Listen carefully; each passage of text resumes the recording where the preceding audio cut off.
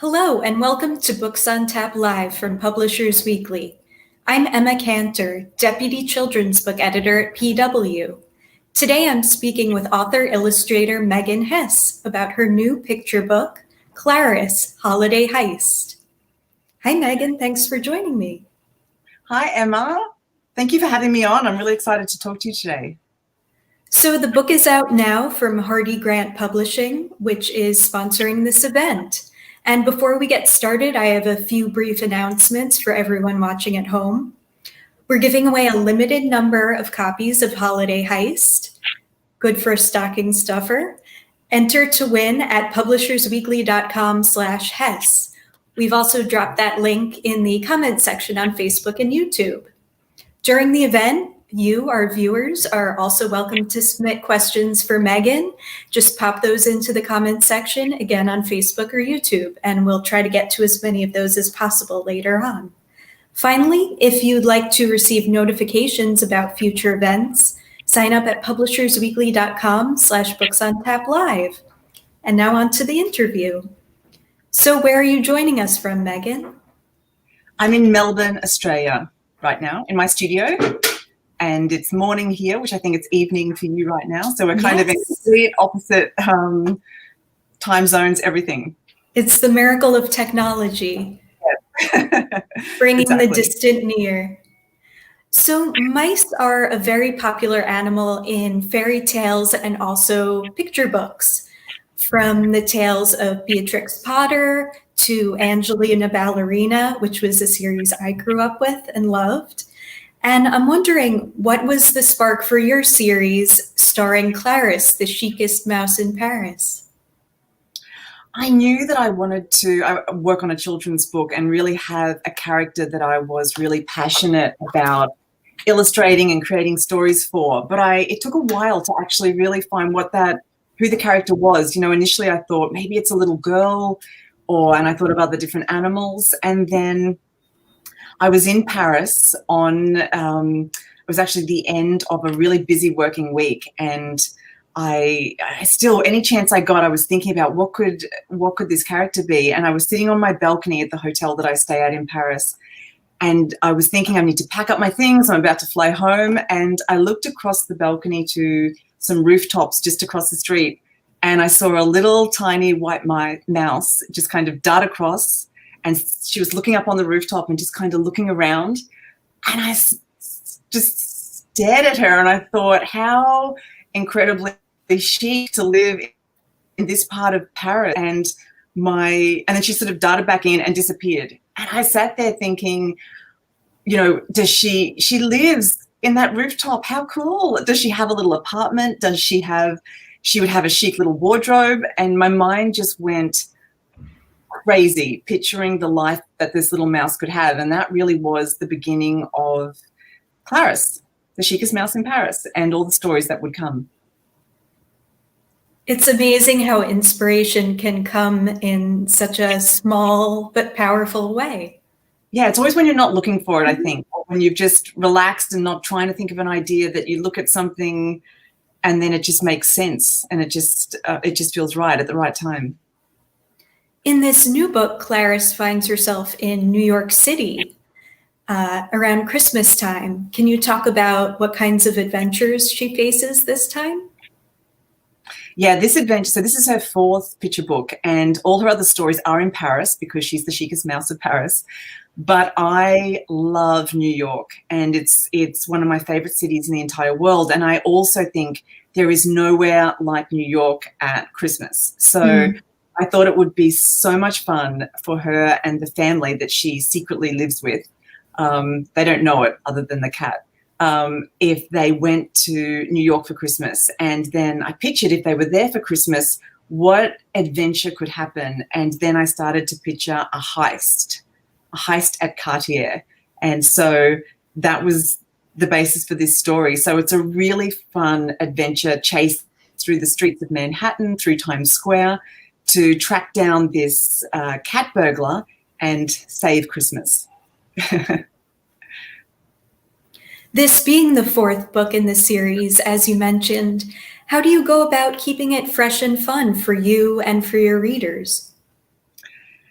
I think honestly, it's almost like there are so many stories in my mind that I picture she could have or she could do. It's really narrowing it down to being something different to the last book, something that makes sense in the progression of her as a character.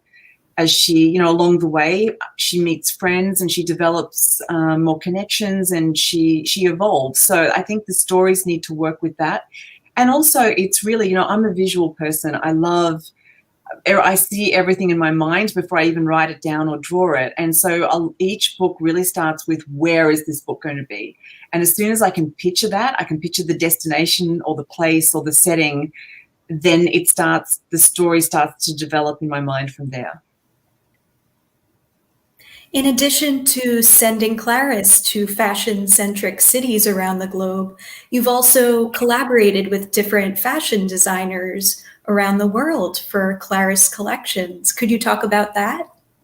Yeah, well, this has been honestly one of the most incredible things that have come out of creating Claris. I mean, my big hope was that she would be a little character that kids loved and connected with, just as books connected to me when I was a kid.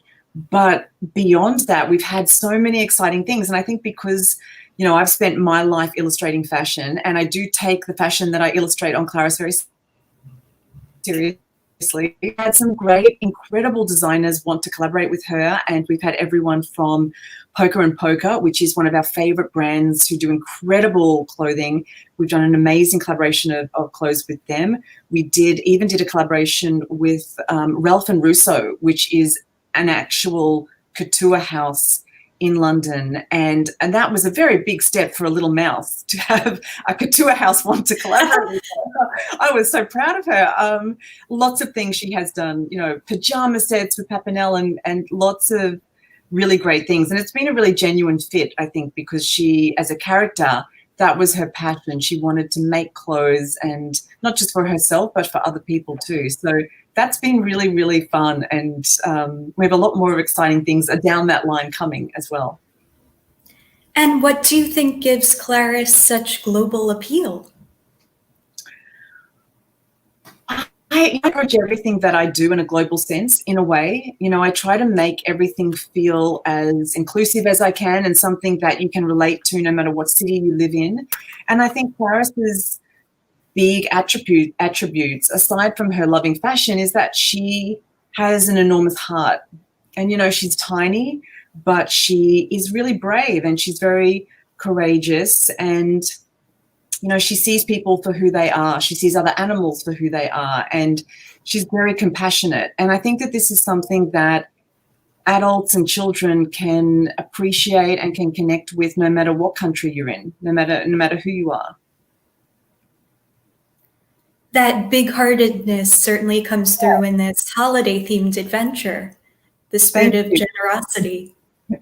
Well, that was honestly, Emma, I think the basis of the holiday book. There's a heist and there's an adventure and there's fashion, but at the heart of this story, it's really about reminding kids that, because I think you can get to Christmas time and it can be, I want this and I want that, and other kids got this many presents and I didn't get this. And I think I wanted this story for kids to really remember that it isn't all about what you get, but this is a time of year where you can actually make somebody else feel really good. And that's what I wanted kids to take away from this story, and not feel so focused on what they'll get, but what they can actually do to make someone else feel good around this time of year, especially after the year that we've all had. Absolutely. I saw on your website some really fun photos of you sharing the book with kids, and they're all dressed up and really enjoying. Do you have any special memories of those events or feedback if you've gotten from readers? This is another thing that has completely surprised and blown me away. I think one of the first events we did in New York, when the first Claris book came out, was at Books of Wonder, and it was a book signing. And I remember getting there early and waiting, and then we had an enormous amount of children and parents came to this event, and all of the kids were really dressed up some were in costumes, some were dressed as mice, some were just in outfits that they'd made, but they really had been creative and they'd gone to a lot of effort. And I was so blown away. And every event that we've done, wherever we've done it, whether it's been in London or Paris or in America, we have had the kids go to so much effort, and it's made me really realize that they've really connect creativeness of Claris in her stories, and wanting to dress to make yourself feel good and be individual, and that's really, you know, blown us away. And we've done some incredible events since the book launched, even as far away as places like the Maldives. We launched Claris's third book, Bonjour Riviera, in the Maldives, which was an incredible experience. And the kids on the islands that were there, that came to the book launch, were all dressed in blues and in the spirit of her Riviera adventure. So seeing kids really get involved and really get excited I can't even tell you what that means to me as an author when I actually see them in person and get to experience that with them. So it's amazing. That's so great. Yeah. Another author illustrator, Stephen Guarnacha, recently had a piece in the New York Times. It was so fun, titled "Your Favorite Children's Book Characters as Fashion Icons." He has Madeline in Chanel and Mary Poppins in Burberry. I'm wondering, aside from Claris, of course, who are some of your favorite style icons from kids' books? It's so interesting. I loved a lot of the classic books when I was a kid, and I loved even in, say, Beatrix Potter books, all the blue jackets that Peter Rabbit would wear. I loved, even in Alice in Wonderland, the Mad Hatter with his tails and his top hat. For me, it was all about I loved the suits and the jackets and the buttons, and I think all of that was something that I still today, even when I work on fashion things that are nothing to do with children for Fendi or someone like that, I still have this want to draw these buttoned up suits and top hats. And I think they're all things that I saw as a kid in these classic fairy tales. They stay with you. Absolutely. And you initially started your career in graphic design and art direction, is that right? Correct, yes. And you even illustrated Candace Bushnell's Sex and the City. Yes. Well, yes. And that book, that really was my big break. I mean, books have been something that I studied graphic design. I worked as an art director on lots of different things, but books have always been the thing that have come back, and I think have been the one thing that have sort of propelled me forward in the work that I do. And, you know, before I did the cover of Sex and the City, I was really trying to break more into doing, you know, fashion illustration for designers that I really admired. And it was a hard place to break into. And then once I did that cover, obviously a lot changed for me after that. And a lot of doors opened up, and I began illustrating for a lot of great people. So, and I was just very lucky because, you know, at the time, Candace Bushnell, and she still does, she sells a lot of books. So it was it was an amazing, a really, really grateful project to have done, and really helped me enormously. And what made you launch into this world of children's books? I think as soon as I had my own children, and my daughter now is 14 and my son is 10, but so let's say 14 years ago when I first had my daughter, as all parents know, you are suddenly back into children's books. You know, you read them as a child yourself, and then I think you're out of it. You're onto adult books. And then when you have children, you are suddenly every night reading 3 or 4 books that are children's books. And as soon as I started reading to my daughter, there were many books that I loved. I also felt like, I would love to create something that is a little bit around the love that I have for fashion, but is a character that's a little bit different. You know, she can still have that love of fashion, but she will be just as brave and courageous as a character that's more of a tomboy, so to speak. So I started to picture this, and I didn't know that it would be a mouse, but I just was starting to formulate it then. And then it took a while, as everything, you know, I was so busy with all the fashion work that I was doing and projects that I didn't kind of get to start it till a little bit later. But as soon as I had that idea and I talked to my publisher, Hardy Grant Children's Publishing, about it, we were away. And we basically haven't stopped. We've been working on Claris nonstop, and it's honestly, I think, of all the things that I work on and everything that I illustrate, it is the one thing that brings me the most joy out of everything. That's wonderful. And you have another book out from Hardy Grant, The Illustrated World of Couture, marketed for older readers. How did that project come about? Well, I've basically worked with Hardy Grant my entire publishing life. So all of my fashion books, and I think I'm up to number 8. I need to check. I think it's about number 8. So I think all of my fashion books I've done with Hardy Grant, and they are an absolute joy to create, because I think, books are something that do take an enormous amount of work, obviously, but they're the most satisfying thing when they're finished. And I think, I'm very proud of all the books that we've worked on. So this book is my latest fashion book, not necessarily for children, but it's all about the world of couture. And having worked in fashion for a long time, I started to get to a place where I realized that couture is something that is actually quite mysterious, and it's something that is, only a small amount of people can actually buy couture, and the craftsmanship and almost the secret things that go on behind the scenes in terms of the way these pieces are made and delivered to clients and how they're stored, and they're like works of art. And I thought this would be a really interesting topic for my latest fashion book. So that's what the latest one is all about. The book itself comes in a really stylish package with gilded edges, and of course your fashion illustrations are front and center. Did you work closely with the art director on putting together that overall look? Yes, all of my books, my fashion books, have been designed with the one designer, which is Murray Batten. He's amazing. And it is, of course, a group effort. The publisher gets very involved in what we think is different to the last book and what should we do. But we do all joke behind the scenes that I am obsessed with foil. And once you start foiling a book, Emma, you really can't go back. It's just sad if you don't foil the next one. So foiling and gold foil has been on nearly all of my fashion books. And then when I started to work on the Claris books, I was, of course, we're going to need to work in some gold foil trim and on the book plate. I think what it is when I was a kid, I had a couple of really special books that were of the classics, and they were leather bound, and the book plate was in gold. And to me, I was so always careful with those books. They felt like they were so special, and I still have them now as an adult. I've kept them. So that's why I always wanted to make the books feel as special as they could be, so that, when kids had them to read them, or even adults have the fashion books, they feel like a beautiful object in your home, and there's something that people will, you hope, treasure. Absolutely. It's those finishing touches, like the gold buttons on the jacket that you were talking about earlier. Yes, the obsession all ties in some way.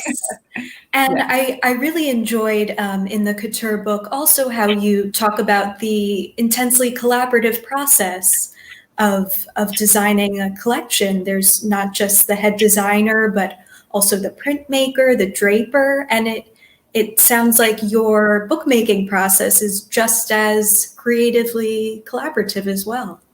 Yeah, every book takes a village is the way that I would describe it. And even on a Claris book, we will rewrite it 100 times. Every word will get changed over and over. Every rhyme is completely thought through. Is that the absolute best word that rhymes with that? Could we say that better? Could that be funny? And it is a really collaborative process. And I think it takes that to really to make something seem simple. And when you read it, you hope, with the children's books, you hope that someone just bounces through it and it just feels completely right. And I've learned that to get to that, it takes a lot of rewriting, a lot of trying different things, shuffling things around and making it the right pace. So it does. And even on the adult books, there's an enormous amount of different people involved in terms of researching, in terms of design, in terms of, how the book is constructed and how it comes together. And even when I'm illustrating it, I will illustrate everything and then come back at the end and look at it and think, it's going to be better if I change that illustration or update this. And it's almost like a continuously tweaking it right up until the moment that my editor says it's going to print. It's done. No more. Were they your last changes, Megan? I'm like, yeah, let me check it one more time. the panic of, will I miss something? Because you could go on forever. I think that's the other thing. You need that deadline. You just decide it's done. This is it. At a certain point, you have to send it down the runway. Yes, exactly. Yes. So speaking of your artistic progress and process, I also understand you have a special pen you use on every project. Is that right? It is. I've actually got it right here. This is my this way. This is my pen. This is it's a Mont Blanc fountain pen, and I actually use an array of pens depending on what I'm actually drawing, because sometimes you need a tiny little nib when you're drawing eyes and different things like that. But this pen is by far my most special object that I have. And the short story is that years ago I worked with Mont Blanc on a project, and they commissioned me to illustrate 4 pieces that would then be auctioned for UNICEF. And when we had the meeting, I went to their boardroom and they had all these fountain pens. And at the time, I always illustrated with like a Japanese brush pen. But they had all these fountain pens that were quite rigid. And I was just sitting there doodling with the pens, just, that's what I do. And the head of marketing said, I just had a great idea. Megan should illustrate all of this with a Mont Blanc pen. And then internally I was thinking, that is the worst idea. No, that won't work. I'm thinking, oh, no, please, that's not going to work. And they said, look, could you do that? And I said, honestly, I don't think it'll work, because the way I illustrate, I would need the pen to be much thicker on one angle. I would need it to, and a fountain pen is just not quite that. And so they said to me that, well, what we can do is we can send you to New York. And in New York, we have a bespoke room where they can test how you draw, how you hold the pen, and make you a pen that is custom to how you draw. So for an illustrator, this was the nerdiest, best thing that ever happened. But nothing could really beat this. So I went to New York, and when you go there, I always describe that it was like NASA, because it was a dark room where you have all these things like suction thing to you, and the pen is an electric pen that is wired to something, and you're drawing on an electric table, and all of that data goes into a computer and goes straight back to Hamburg in Germany, and then it takes about 3 months, and they handcraft a pen based on the weight of how you held it, based on how you drew. And so eventually they rang me and they said, Megan, your pen has come in. Do you want to come in? I was so stressed that what if I still can't draw with it after all this effort they've gone to? This will be horrible. So in my mind, I thought, even if I can't draw with it, I'm going to tell them that I did, because I can't let anyone down here. But they gave me the pen, and then as soon as and everyone was silent, and I had a piece of paper, and then I drew with it, and it was just like, it felt like my hand was just drawing itself. It was just weightless. It's really light because my hand is quite light. So it's got an actual bladder which gets filled with ink. And I call him Monty. I call him Monty. So he's very special. And because it was such a special way that I was given this pen, when I travel and I bring him, I put him in the safe. I always put my hand luggage, and I always, before I leave the studio at night, I see exactly where he is on my desk, just to make sure that he hasn't gone missing. So it's the one thing when people always say, if your studio was on fire, what would you grab? The first thing I would probably grab is him. That's an amazing origin story. Yeah, it's very Your cool. secret weapon. My secret weapon, yes. So great. Small, but powerful, yes. Well, I also saw in your bio that you've illustrated live fashion shows, Yes. which I imagine is so thrilling. This year, with travel being restricted, what are the events that you're most looking forward to going back to? Yes, I mean, I've gone literally nowhere this year, Emma, which has been, because I think part of what I really do love about what I do is that I do get to travel, and I do get to work on great projects that are in all different countries with different creative people. And part of that is what really feeds, I think, what I do, and I really look forward to it. So I look forward to all of that as soon as I can travel again. Although drawing live at an actual show, really difficult. And it's one of those things that sounds fun, but it's much more fun to actually just sit there and watch the show and watch everyone walk up and not have to do anything. But when you're sketching it live, you know, they can walk pretty quick. And not only that, you're trying to get down what's the most important detail quickly in that moment. And of course, also shows have become even more than just about the clothes. The theatre of these shows are pretty incredible. Yes. And some of them are in complete darkness is the other thing. You know, some of the shows that I've sketched at, like Victor and Rolf for Couture Week, for the first half of it, it was completely pitch black. So I couldn't even see to the page below me to even work out what to draw. So there's a lot of challenges with it. But I also think what's really good about it is it keeps you on your toes. And, you know, the comfort of just drawing in the studio where I have perfect conditions, I can draw it over and over. And there's something about it that drawing live in that type of a scene keeps you, it forces you to get back to drawing quickly, remembering how a body needs to be sketched really fast, remembering to notice what details are the most important when you're seeing something really quickly. So it's like training. It's like boot camp fashion illustration when you've got to do that every now and again. So, and I look forward to it. I think because I haven't gone anywhere, I will not complain about darkness or anything ever again if I can ignore it. Hopefully that will be very soon. In the meantime, I'm curious, on a personal note, how have you been maintaining your own sense of style during this strange quarantine time? Yeah, well, it has been. We haven't. I haven't gone into complete, you know, sweatpants mode, and part of that for me is that I've always been someone who is quite self-motivated. So I do still, even if I'm coming into the studio and it's just me in here, I will still get up and get dressed in the morning. And very luckily, my studio is very close to my home, so I don't have far to go. But I've tried to really keep my day-to-day routine, because for me, I know that if I just am on the couch and I'm in a tracksuit or a sweatpants and I haven't, you know, I just don't think I can draw when I'm like that. I can't get into the spirit of it. I can't be motivated. So I've tried to maintain that.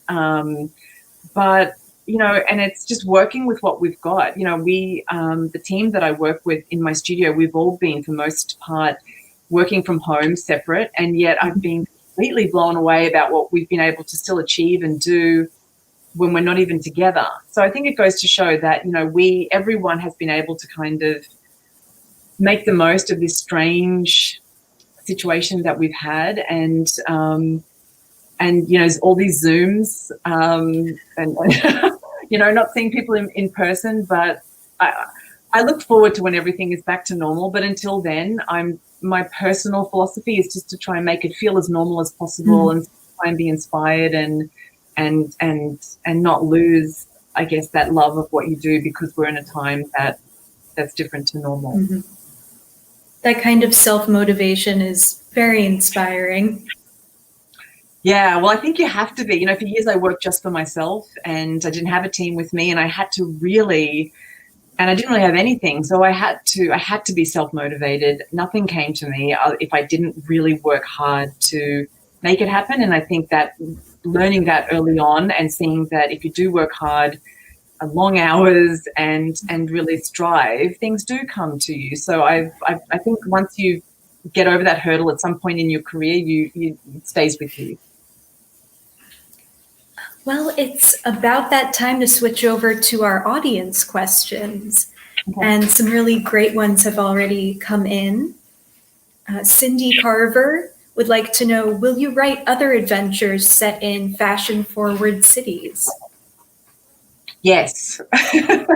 Yes, my mind is, I have so many thoughts and ideas for other cities that we could, that both my fashion books could go to, and definitely for Claris. I think there are a lot of cities and places that I could see her having an adventure and getting in and amongst that. So definitely, it's all on the cards. And an anonymous question. Okay. Were Claris's outfits inspired by any particular designer? Well, in each book I do, I started in the first book that she did a little lineup. So when she finally in the very first book was had a little sewing machine, and she had a little apartment in Paris, and she'd made it there. She made her first 6 little looks, and I did really base each look on the designers that I thought that she would have admired as she was reading her Vanity Fairs and things back in the mountains. So I've tried to, in each book, really include different looks from different designers, reinterpreted in how Claris. So they're always in a spirit that's fun, and if she's having an adventure. See, I actually think it's fun. If someone's having an adventure, you would picture that it would be most comfortable if they were in maybe trainers and pants and a t-shirt, perhaps. But I think it's funny that Claris is in these giant dresses, and she's, jumping from things and landing in things, and she does it all in these little crazy couture outfits. So each book, yeah, she wears different fashion, and that's one of the things that I really enjoy illustrating. I really look forward to the bits where I can have her in a Valentino-inspired dress or a Chanel hat. I think it's really cute, and it's a lot of fun to draw. Here's a fun one from Yvonne Pang. Which Sex and the City character does Claris resemble most? Oh my God, that's so funny. Do you know what? I think we can't say that she's Samantha. Not children's appropriate. Yeah, but we love Samantha. We do. I love them all. I think she's a mix between Charlotte and Carrie, the Carrie Bradshaw. I think she's a mix between them. She's a little bit eclectic, but there's something about Claris that's a little bit old-fashioned as well, which I think is a little bit Charlotte. So it's a mixture of Charlotte and Carrie. I love that question.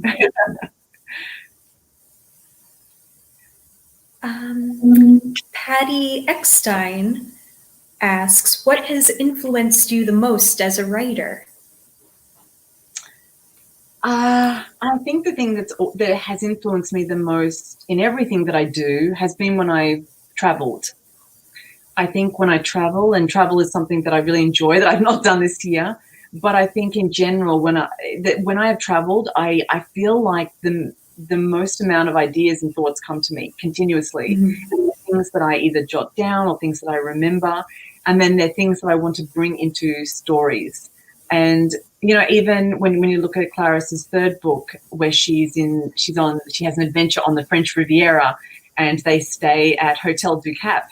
Hotel du Cap is a place that I have stayed and been, and the little buttons that you would press for someone to come, and the way the waiters are, and the way that was something that I remember being in awe and taking in when I was there, and then that has filtered into the book.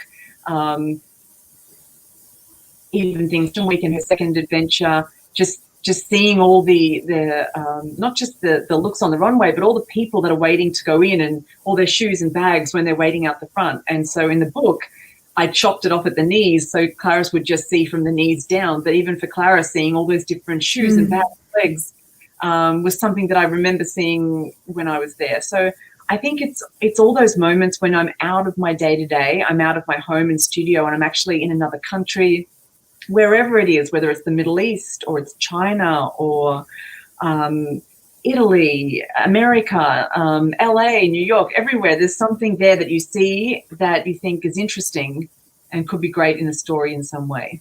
So it's always gathering, I think. Well, it's a gift in these times that we can still armchair travel through books like these. Yeah. Well, I think books have been so huge through this COVID period, because books are something that no matter where you are or what your situation is, you can escape into that story. And I feel like more than ever, books have been a savior to many people. Reading them, for me, creating them, that's been the most enjoyable thing at this time, creating the books that will come. Yeah, just escaping into them in any way is something really great. A good book is a timeless accessory. Absolutely. Yeah, absolutely. Kate House Joseph would like to know, do you start with the story or the illustrations first? In my mind, I see it visually first, because I'm a visual person. more than a writer. So in my mind, I will see the story, and I need to picture it almost in frame by frame in my mind. And then as soon as I've pictured that, then it's mapping it out over, each of the Claris books are a kind of a strict 18 pages. So it's mapping it out just even in dot point, what is going to happen on each of those 18 pages. And then it's sketching it very, very rough. And when I say rough, I mean like stick figures, but just so that I can picture scale, that this will be a detailed illustration, then this will be a close-up of Claris's face, and this will be what this will be. So, and then it's working on the manuscript. So, and then it's a back and forth between illustrating and perfecting the manuscript. And perfecting the manuscript goes right up until it goes to print. It's sort of stressful, but it's just the way that it is. I think and even the illustrations as well. There's, I think it's just really honing it. But I think the most important thing is starting with a story that I feel really good about, that works. Because I think if you're a bit about the story, no matter how good the rhyme is and no matter how great the illustrations are, I don't think you'll ever get there to something that you're really excited about. So it's just getting that initial idea really good before anything happens, I think, is the most important thing. Kathy asks, what was your favorite book as a child? As a child, like I said, I actually really loved a lot of the classic books, those foil bound, a lot of the classic tales. I, as a really little kid, I loved Peter Rabbit and all of those stories. And then I loved, when I got a little bit older, I loved all those choose your own adventure stories. I got very into that. I loved adventure, mysteries, and things like that. And then when I became more of a teenager, I really fell in love with art, with art. And that's when I discovered a Russian illustrator called Erte, and he did a lot of Art Deco illustrations. And so I became quite obsessed with collecting a lot of his books and things like that. So yeah, I think anything that made me feel like I had left reality or transported me somewhere else were the books when I was a kid that I really loved. Beatrice Jean Temp asks, whose portrait is on your bucket list of things to accomplish? You have a few under your belt already. Yes. Oh, who would I like to illustrate? Yes. Oh, a lot of people. Wow. I don't know. I think, portraits, of all the things that I do, portraits are the most difficult, because portraits, illustrating my own characters, fashion characters is very easy because they're my characters and right. I don't need to look like anyone. Illustrating in Claris's world is a little more tricky because she's a mouse, and so you're looking from different perspectives. But illustrating portraits of actual people is really difficult, because if someone's nose is a millimeter too small or too big, it won't actually look like them. So it's very tricky. But oh God, you've really put me on the spot as to who I would. Let's make it living or not living. Does that open it up? Yeah, do you know what? I'd love to do a new portrait of. I have actually drawn Madonna, not for her, wow. but I drew her in my book, The Dress, and I actually think that I could have drawn it maybe better. So I think if I were to do a portrait, I'd love to do a really amazing portrait of her. I think she would be a great person to draw. And there's many others. As soon as this interview's over, I'll think of them all. That's a great one. I'd look forward to seeing that. Yeah. Lee, getting in the holiday spirit, asks, what's your favorite Christmas tradition? All of it. I am one of those people that I get really into the spirit of it. I hold off till the 1st of December to put up my tree, but even that's difficult. I have secretly even bought some new decorations for this Christmas. And, I think when you have kids as well, Christmas is so much fun with kids. So we put up the tree.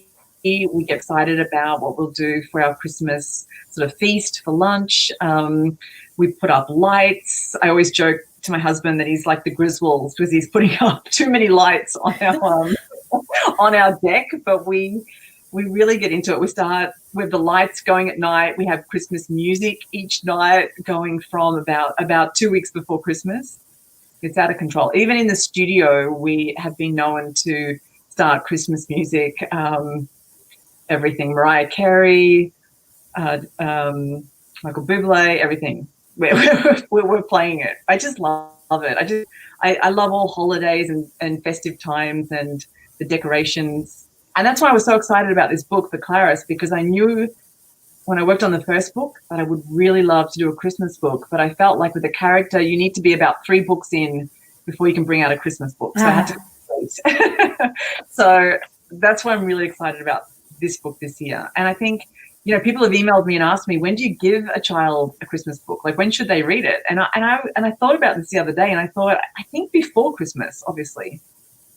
So it's not so much a Christmas present. I think it's something that's beautiful to read maybe, the night before Christmas or leading to it. Because again, especially with this book with Claris, it is more about, being grateful and appreciating things, which you want kids to feel right up until before Christmas too. Sure. You mentioned your family. Claire Metzger asks, how do you balance time with your family and having such a successful, vibrant career?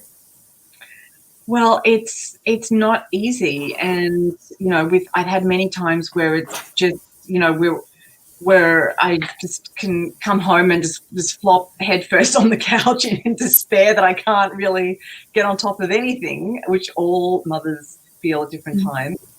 I think for me, it, early on, when my daughter was very young, that's when I worried the most about me, when I had to travel for work, when I was very busy and would work back and different things. And I questioned a lot of things when she was really little and worried about them. And then when she got to about 10, it was almost like and she turned out great, and I looked at her at 10 where she is just a great kid. And I remember thinking I shouldn't have worried so much. I should have just, gone my instinct and my gut on things. And I honestly, at this point, now that she's 14 and my son is 10, I think it is great that they see that I'm doing something that I'm really passionate about. And they often say to me, they often talk about what they might do later on that they're really excited about or passionate about. So, and